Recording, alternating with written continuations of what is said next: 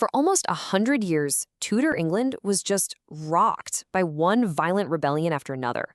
We're talking about tens of thousands of ordinary people, farmers, blacksmiths, you name it, taking up arms against their own king. Now, you have to ask, why? What on earth could drive them to risk everything, including their own lives? Well, that's exactly what we're going to get into.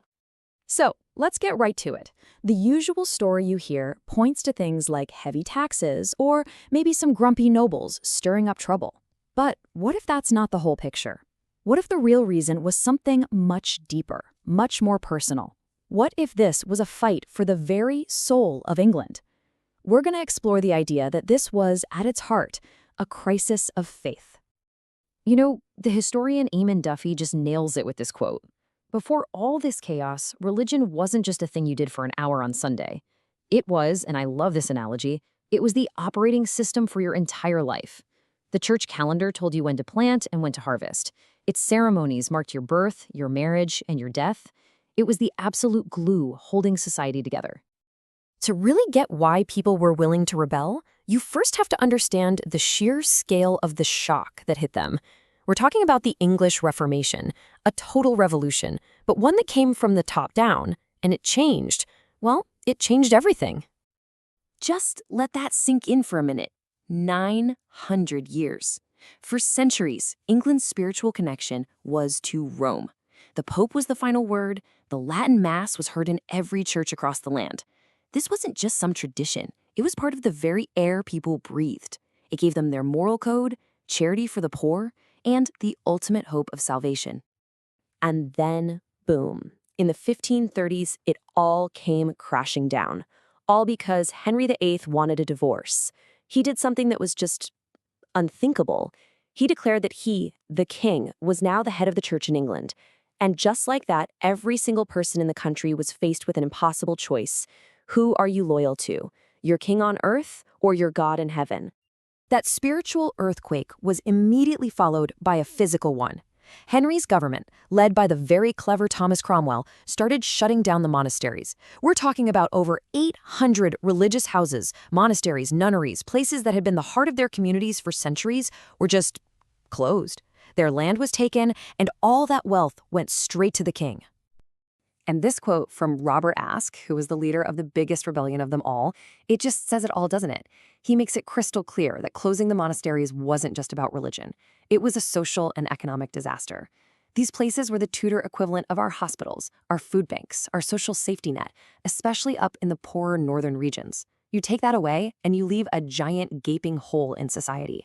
So all of this tension, this fear, this loss, it explodes. And that brings us to our first major case study, the Pilgrimage of Grace. This was way more than just a protest. It was literally a pilgrimage to save a faith they felt was being destroyed.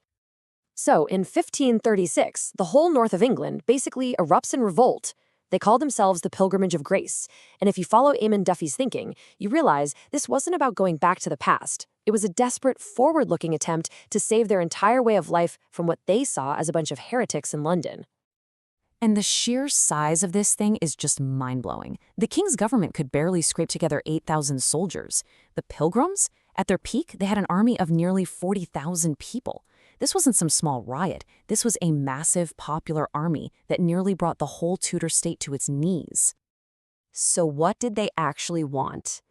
The best part is we don't have to guess. They wrote it all down. And just look at their demands. It's all about religion. They want the monasteries back. They want bishops they see as heretics punished. They want to put a stop, a full stop, to all of the king's religious changes. And if you needed any more proof of what this was about, look at what they marched under. Not the flag of some rival king or a banner demanding lower taxes. No. They marched under the banner of the 5 wounds of Christ, a sacred Catholic symbol. For them, this was a holy war, a crusade.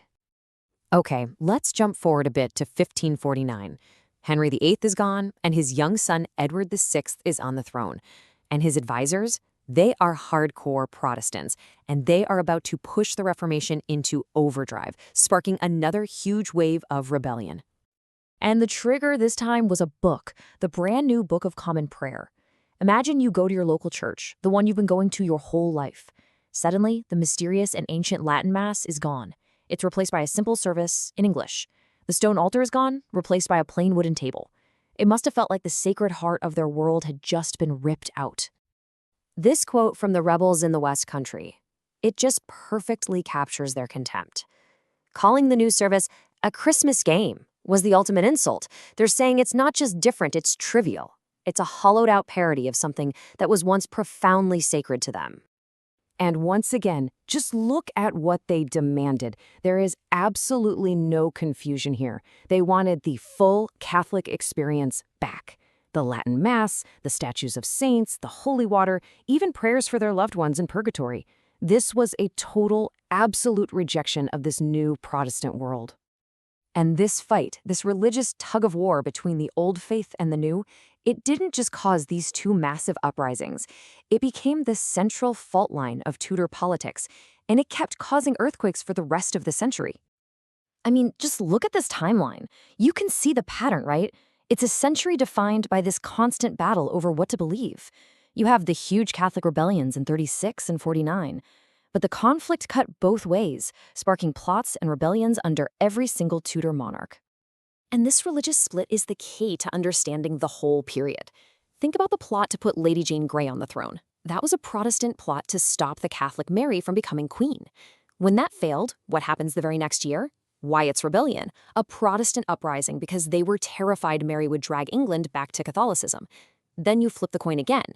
In 1569, you get the Northern Rebellion, where Catholic nobles try to overthrow the Protestant Queen Elizabeth. Catholic rising, Protestant plot, Protestant rising, Catholic rising. Do you see? The root cause is always the same, this violent, irreconcilable disagreement over the soul of the nation. So what's the big takeaway from all this?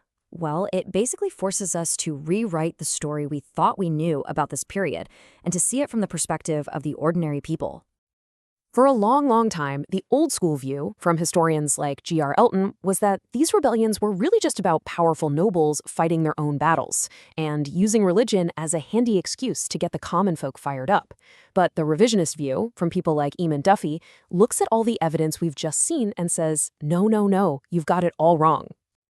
And this is the core of it right here. The English Reformation wasn't this popular idea that everyone happily accepted. It was forced on the country from the top down, and it was met with incredibly fierce, popular, and violent resistance from the bottom up. These rebellions were the real, authentic voice of a people, watching their entire world being dismantled right in front of them. Which leaves us with one last, pretty big question to think about.